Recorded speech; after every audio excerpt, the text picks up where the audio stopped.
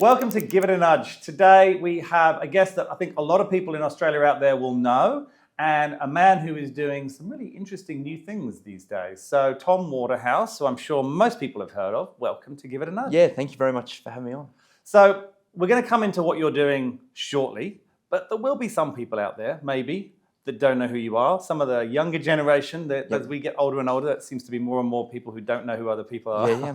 So why don't we just give a quick snapshot? Talk about who you are and exactly what you're doing now, and then we'll drop back into your past after that. Okay. Look, so I come from a long history background in racing and bookmaking. You do. So my great-grandfather was a bookie in the 1800s. Grandfather was a bookie, dad bookie, run a professional betting syndicate.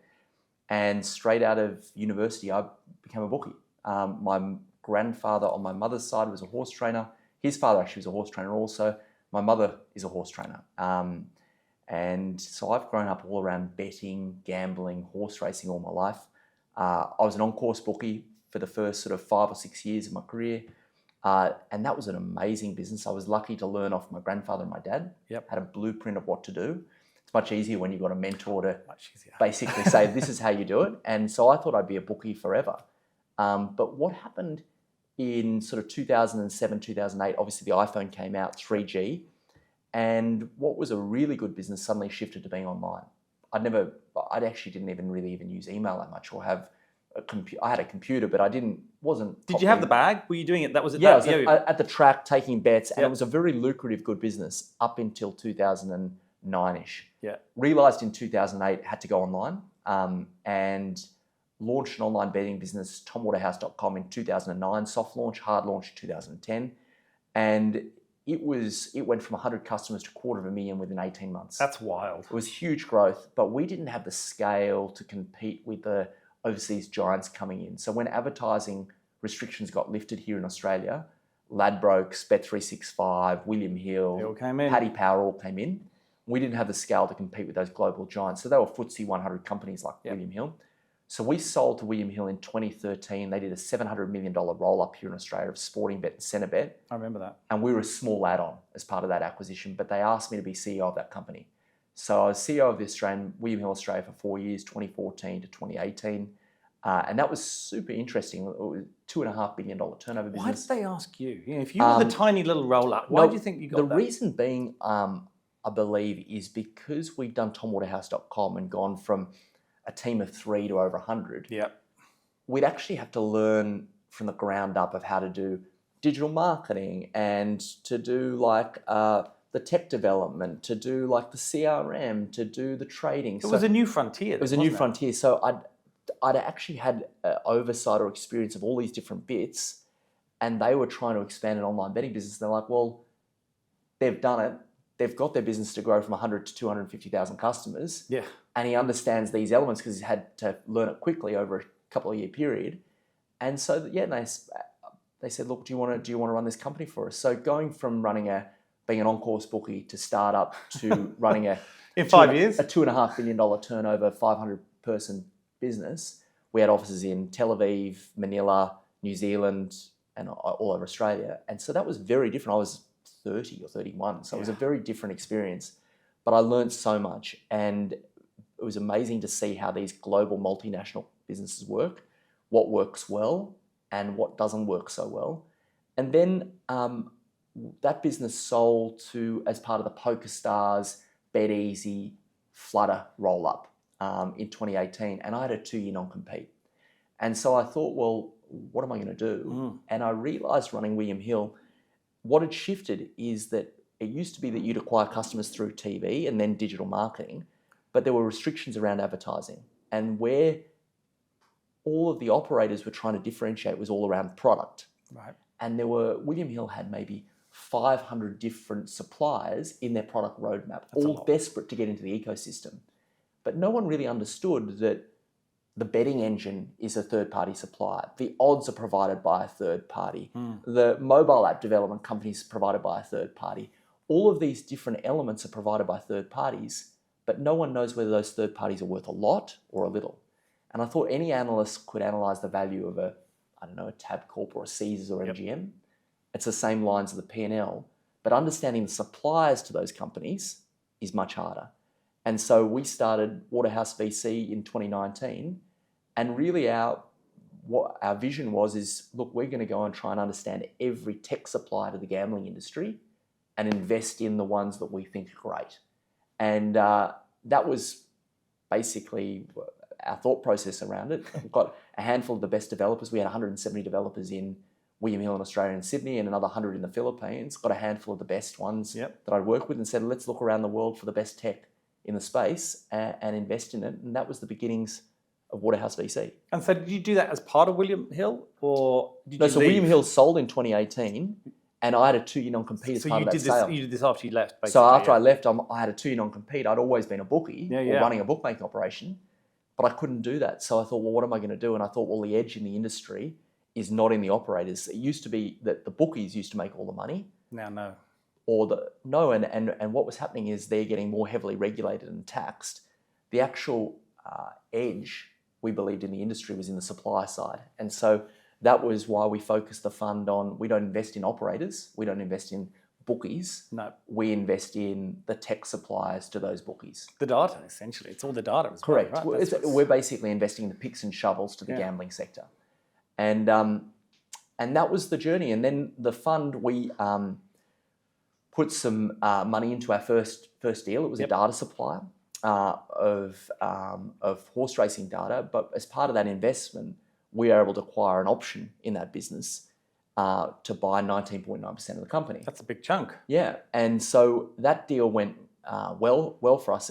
That business went from 30 million market cap business to $1 billion market cap. That's a good deal. But market cap business, and then it went back again. It had fluctuated, and we didn't sell out of the billion. But what it opened our eyes to is that, we know that supply side is interesting, but what's even more interesting is finding suppliers and optioning them, those businesses, buying options, because there might be a great supply, but if they don't get distribution and contracts, they don't become worth a lot. Yeah. But if we can option up for a relatively good valuation, the option, and we can see that business going from having 2 contracts in Eastern Europe to having global contracts, well, suddenly our options become worth a lot. A lot. And so what we've done over the last 5 years is gone around the world and find suppliers and optioned up business after business after business. And some of them have gone nowhere, but some of them have gone great, and we've had then very valuable options. And so our fund has got 3 elements to it. The first element, and the reason why we've 31 times our investors' money, compounded 100% per annum, is all been down to because we option up businesses and we've had some options come off. There's 2 other elements to the fund. I don't know if you want me to go on to those at some point, but absolutely later, yeah. Yeah, but that's basically our journey and what we've done. So, I mean, in that period of time, you've gone from a sole provider to a tech founder to running an enormous, essentially global business, all the way back down to another tech or a VC launch. That's a lot of change in a lot of time. I'm intrigued about, so you said initially you had your grandfather and your father. That makes sense, right? How did you switch that up into tech? Are you naturally mathematically minded? Were you always interested in tech? Well, you said you weren't really. So how did you do that? And then how did you switch from that into running a massive $1 billion business where you didn't have a father or a grandfather to teach you? Because those are big, steep learning curves. Yeah, look, I think it's when you can see growth, you get very passionate about, or at least I get very passionate about growth. Where you get excited. And all of the spaces on course bookmaking was, we went from being the smallest bookie on the outer to the largest bookmaker in Australia by 2008 in a 6-year period. It was amazing growth. Yeah. So as a 26-year-old, I was turning over $6 million on a race day, $300 million plus a year as an on-course bookie. It was amazing growth period. Yeah. And lucky because I had my dad's form and I had my dad and my grandfather's expertise. Yeah. The same with TomWaterhouse.com. It went from 100 customers to 250,000 customers. You experience that wave of growth. So you get ultra passionate and excited and want to know everything about the space. So having mentors is important. Having a business that you go, actually, that's the business I'm trying to replicate or I'm trying to become an online business like these businesses that are successfully going in the UK. So having a blueprint of what you're trying to go after. And with William Hill, I was very lucky. I was passionate about the space. I had experience in the space because we've done the startup. A lot of the team that I built, TomWaterhouse.com, were part of that William Hill journey. Yep. So I had a group of people I could work with and trusted and work with before.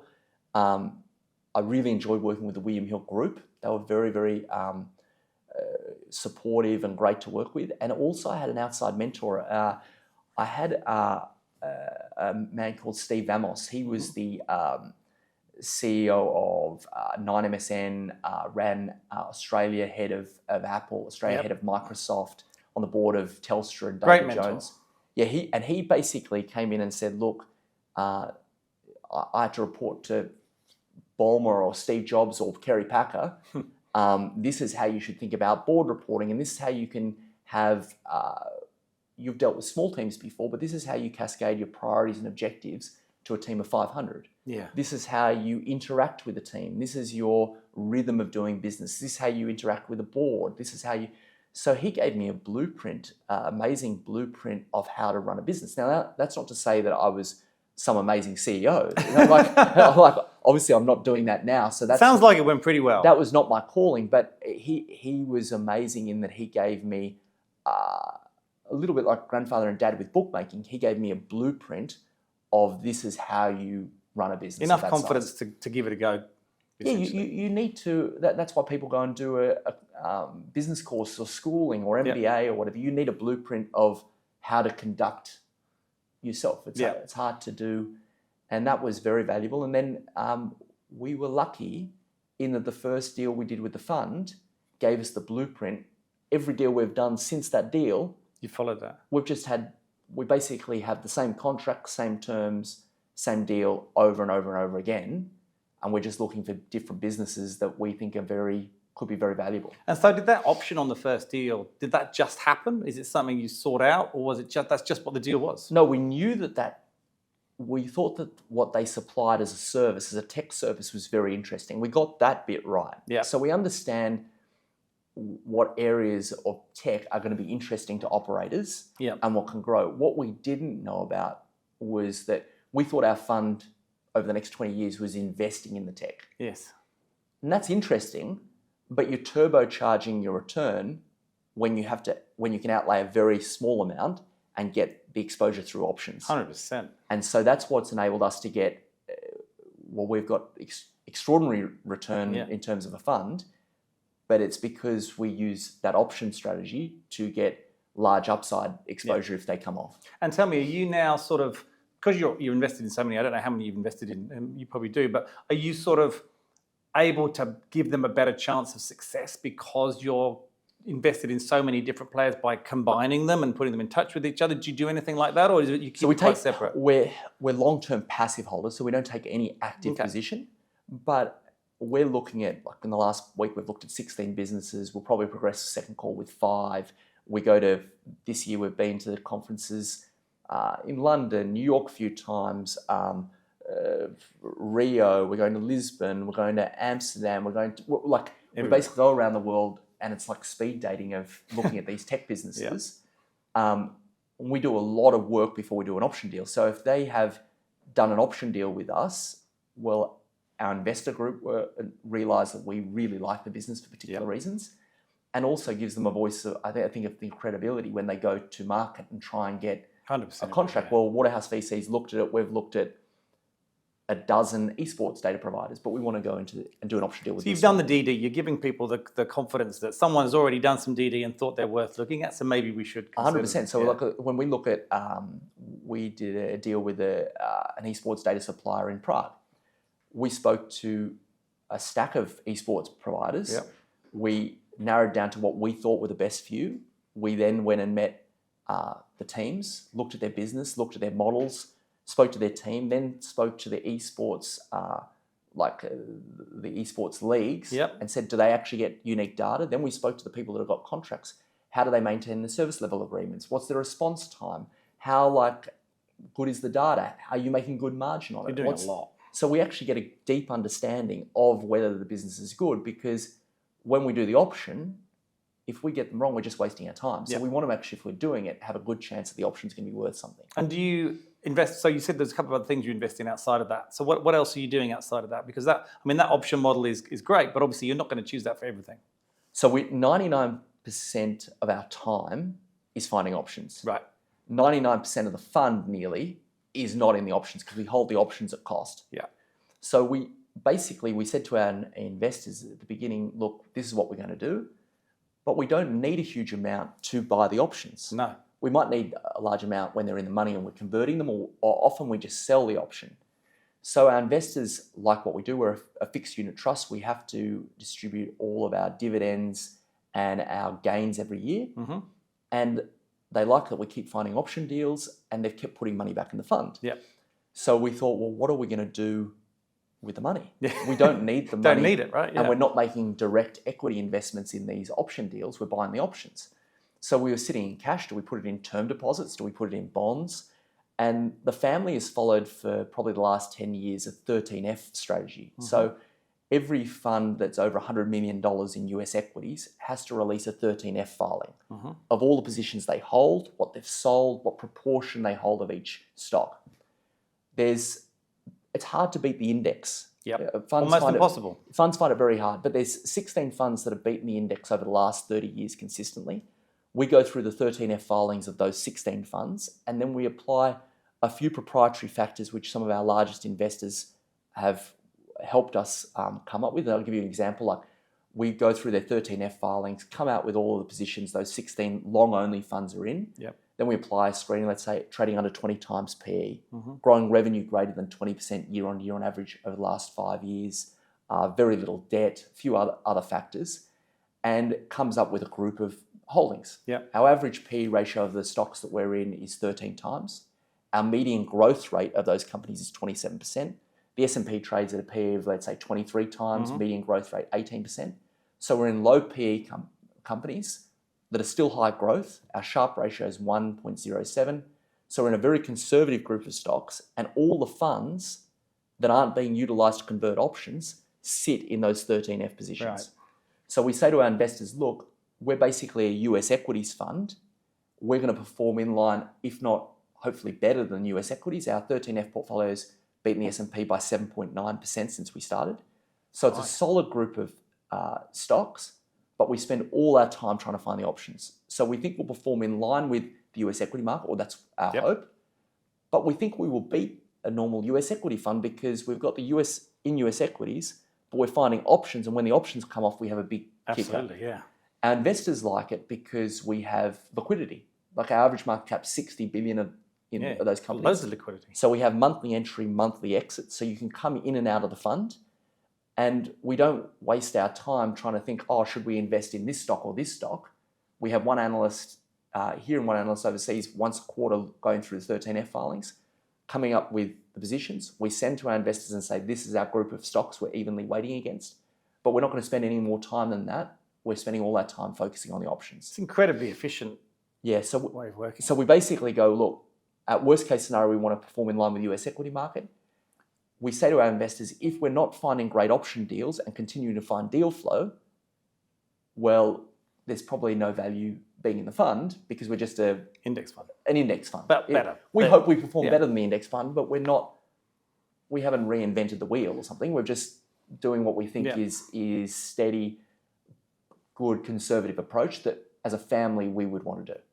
Well, it's almost a hedging against the higher risk stuff, really. I guess to some degree you're kind of giving them the upside over here, but there's not really a downside if it doesn't pay off because you're not really putting a lot of money in because you're buying options.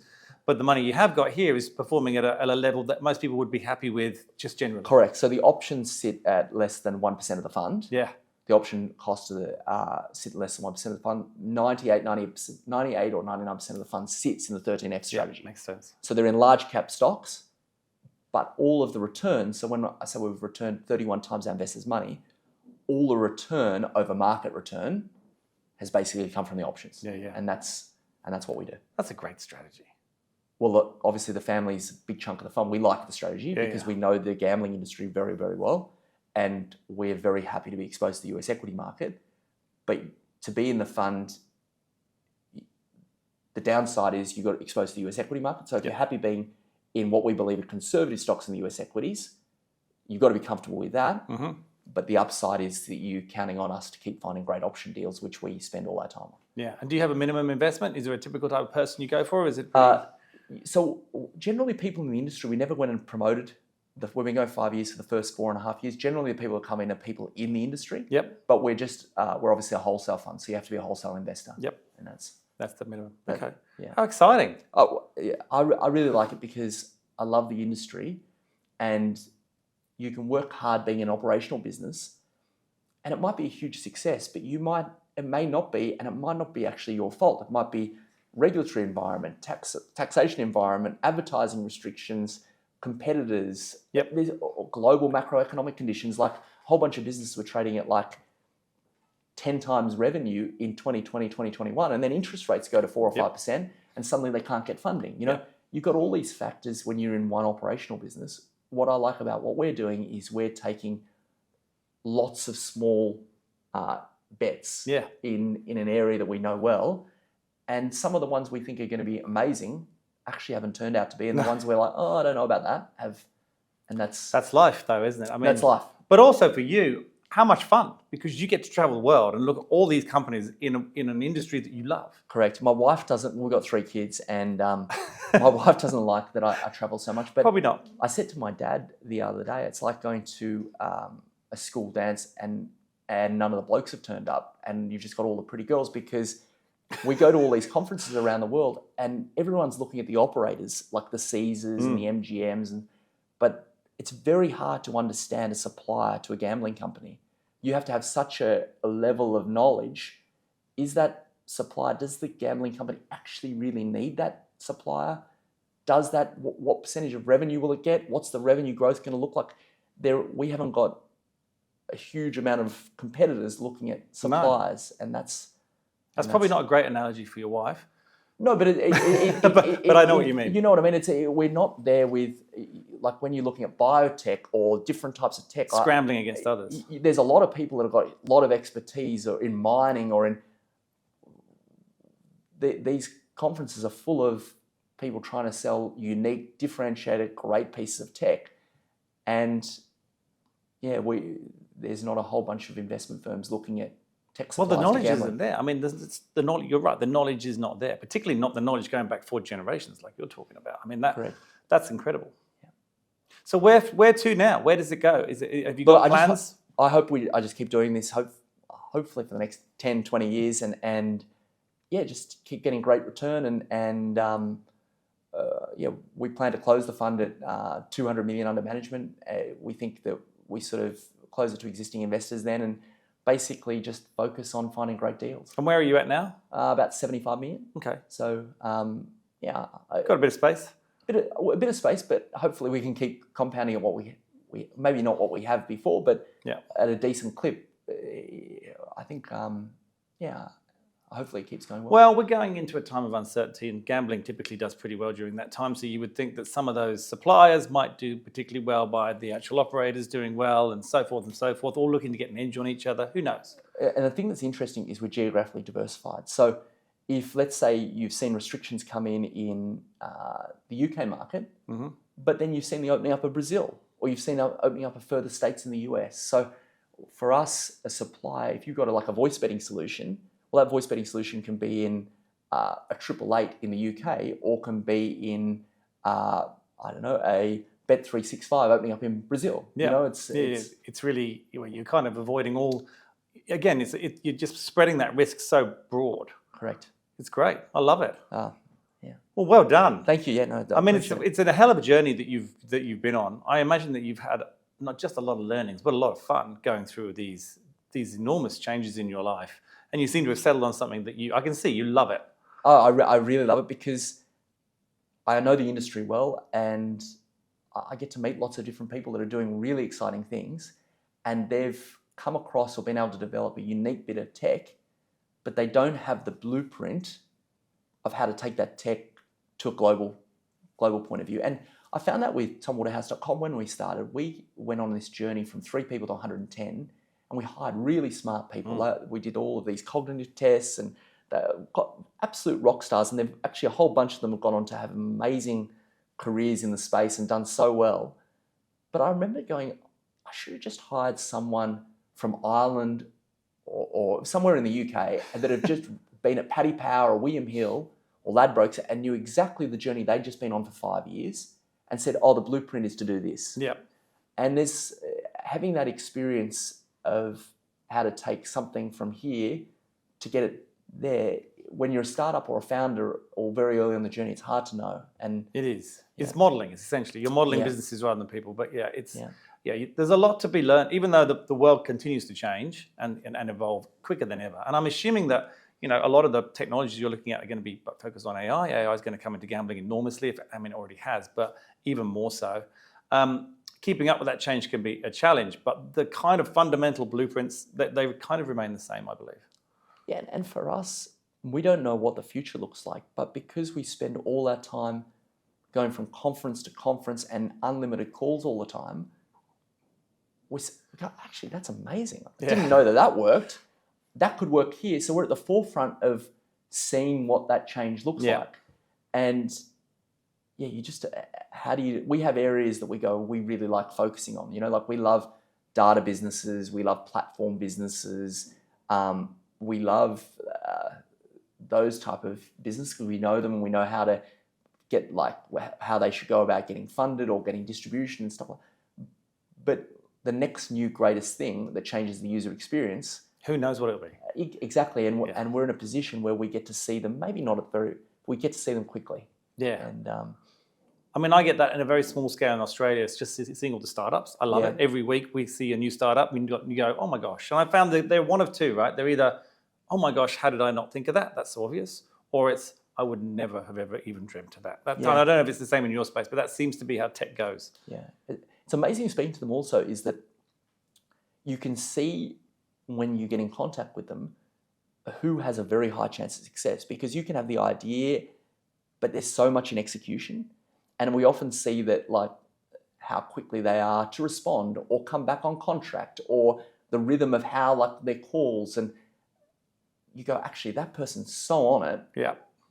Their idea is maybe not as good as that person, but they're going to execute and they're going to go great. Yeah. And then you see other people that it takes 3 weeks to get an agreement back or it takes 3 weeks to organize a call or they're late or they miss the call, they go, and you're like, that idea is good, but it's so hard for them to be able to execute because they just haven't got that rhythm of personality. In business, you've got to move, and it can take some time for people to work that out. Yeah.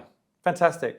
Mate, thank you so much for coming on. Thank you so much. I love the whole way you're doing it. I think it's awesome. And the irony of buying options and it not costing anything and then what to do with the rest of the money. There's not many VCs who have that problem. So I appreciate it. I look forward to seeing how it goes. And when you hit that 200, we'll get you back on, I reckon. Yeah, great.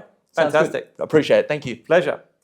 Thanks for watching, everyone. I hope you enjoyed that. That's a super interesting story. Don't forget to subscribe. We'll see you next week.